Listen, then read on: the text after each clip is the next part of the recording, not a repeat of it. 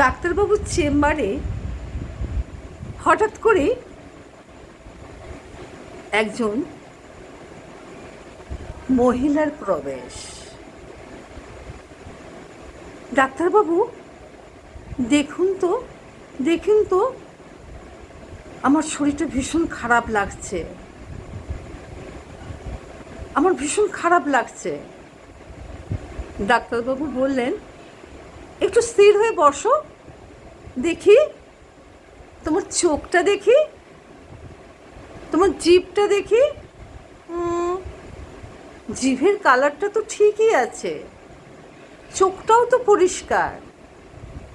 তারপর ডাক্তারবাবু স্টেথো দিয়ে দেখলেন, আরে তোমার তো জ্বর বলে কিছু মনে হচ্ছে না, দেখে তো তোমাকে মনে হচ্ছে তোমার বুঝি আজকে জন্মদিন।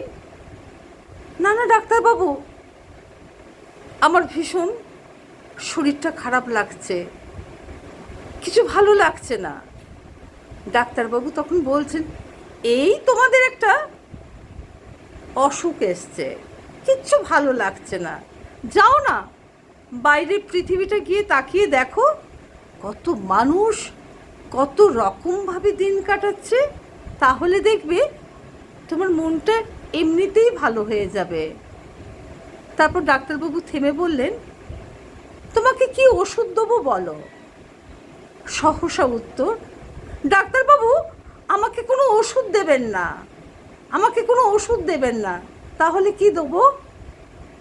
ডাক্তারবাবু আপনি আমাকে আরও বেশি করে আমাকে দর্শক পাঠান, আমি যে সংসারের যাবতীয় সমস্ত কাজকর্মগুলো নিখুঁতভাবে করে সংসারের সমস্ত পরিকাঠামোকে ঠিক রেখে যে আমি সমস্ত শর্ট ভিডিওগুলো, লং ভিডিও বা যে সমস্ত কন্টেন্টগুলো আমি বানাই মনে আনন্দ পাওয়ার জন্য, এবং যে সমস্ত বিষয়বস্তুগুলো আমি ভাবনা চিন্তা করে ক্রিয়েট করে বলার চেষ্টা করি, সেগুলো মানুষ যদি আরও বেশি করে নেয়, দেখে, তাহলে আমার এই ভালো লাগছে না এই কথাটা বোধ হয় সম্ভবত ডাক্তারবাবু তখন হেসে বলছেন, ওহ এই জন্য তোমার মন খারাপ?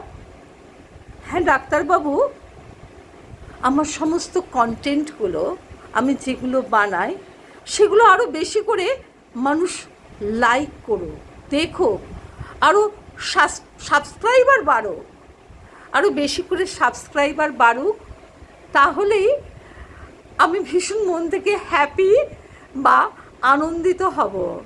সংসারের যাবতীয় কাজকর্মের মধ্য দিয়ে এই যে এটুকু করার চেষ্টা করি, এটা যদি মানুষ আমাকে বেশি করে আরও অ্যাকসেপ্ট করে, আমার লেখাগুলো নিয়ে ভাবে বা আমার কন্টেন্টগুলো নিয়ে ভাবনা চিন্তা করে আরও সাবস্ক্রাইবার বেড়ে যায়, তাহলেই আমি ডাক্তারবাবু হ্যাপি। ধন্যবাদ। শর্মিষ্ঠা।